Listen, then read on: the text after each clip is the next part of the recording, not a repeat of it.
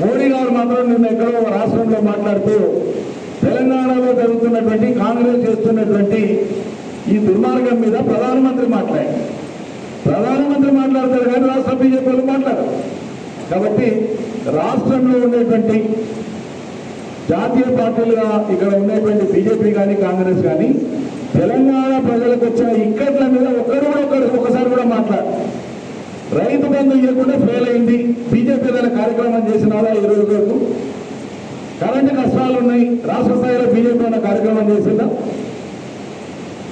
2 లక్షల ఉద్యోగాల నియామకాలు జరగలే, మాట తప్పింది కాంగ్రెస్ పార్టీ ప్రభుత్వము.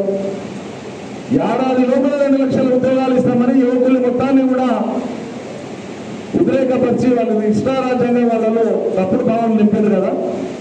మరి 2 లక్షల ఉద్యోగాల ప్రక్రియ జరగలేదు కదా, ఏడాదిన్నర వెళ్ళిపోయాయి కదా. బీజేపీ దీని మీద కార్యక్రమం చేసిందా? చెయ్యదు.